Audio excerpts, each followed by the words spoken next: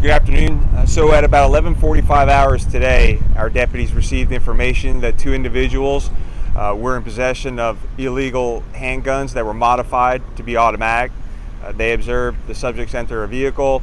The vehicle was, they conducted a traffic stop on that vehicle in the area of Pine Hills Road and Balboa. Two suspects exited the vehicle. One jumped through the rear passenger window with a handgun.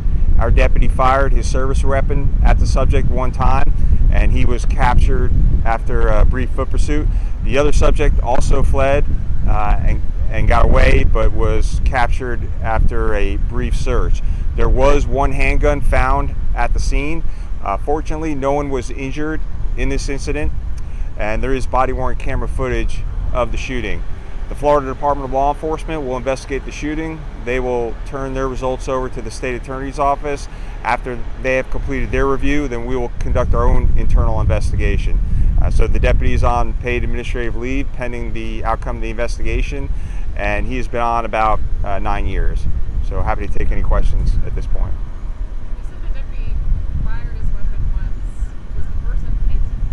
So no, the person was not hit when the deputy fired his weapon.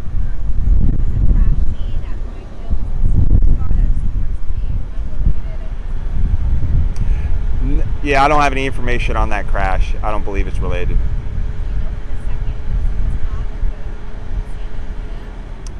I do not know where the second person was caught. It was in the area, though. Sure. So, 11:45, you got a call that there were two suspects with modified guns, and they were modified in what way? So they were semi-automatic handguns, but were illegally modified to make them fully automatic, which is illegal.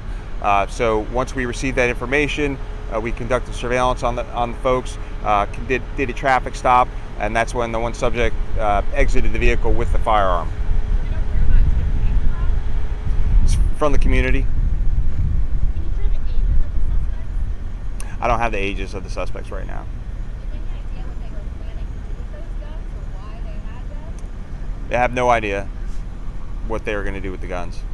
Was the driver of the car, is that a third person or one of the people? They got into a car, you said? Yeah, the person who was driving the car had nothing to do with the actual incident and those people. Was he an Uber driver? He was a rideshare driver, correct? Yeah. A rideshare driver. Yeah.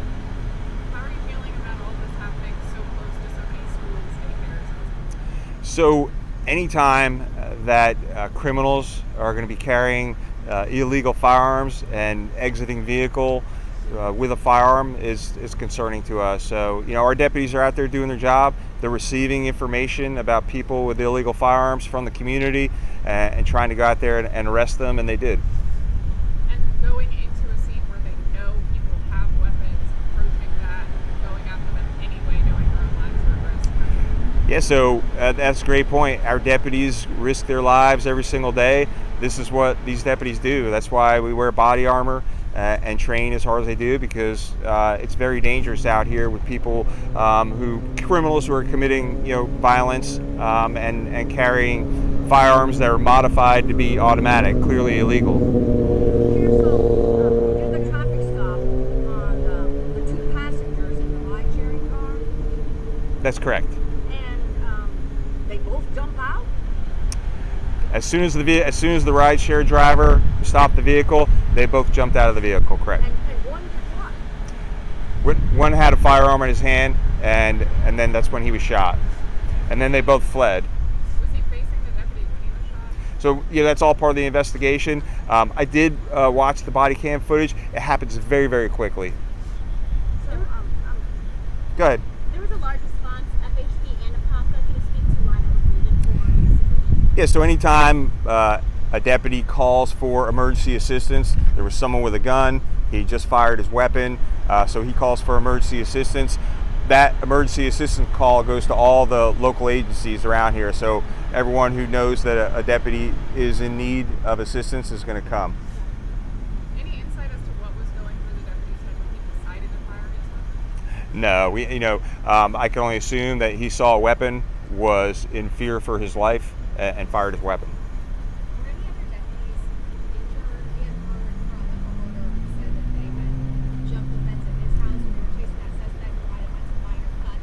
Yeah, there was one deputy that I talked to had bandages on his hand, scrape marks, and from going over a fence and hitting the street. Do you know if the Uber driver knew the other two suspects, or at least who the suspects? I have no idea, but that's part of the investigation.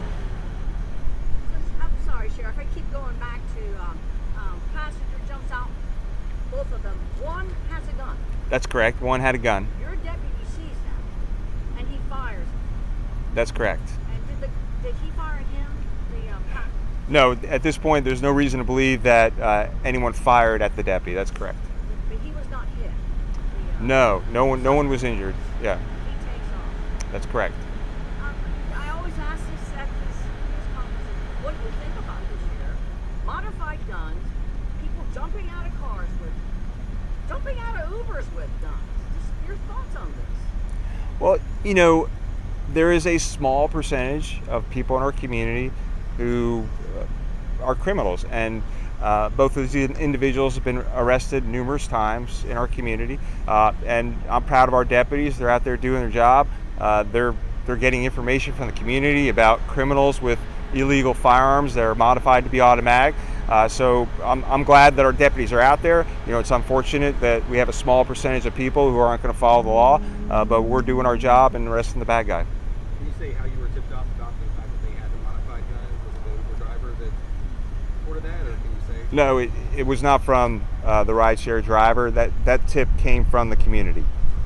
Thank you. I don't know what context you can share just off the top of your head here, but are there a lot of these types of illegal guns that you're seizing off of our streets? So we could definitely look into that. I would say we recover way more firearms that are not modified than we do that are. How's the rideshare driver doing? The rideshare driver is fine. No one was injured in this incident. Still scary, I would think. I imagine it was very scary for him, yes. Sheriff, thank you. We'll follow up with the release when you want. Thank you, Sheriff. I have one more question, please. All right, one more. Everything that happened, Sheriff, how bad could this have been? Well, yes, certainly anytime that someone jumps out of a vehicle with a firearm, we're thankful that our deputy wasn't injured. We're thankful that a community member that was nearby wasn't injured. And we're thankful that the suspect wasn't injured as well. It could have been very bad for him. Thank you.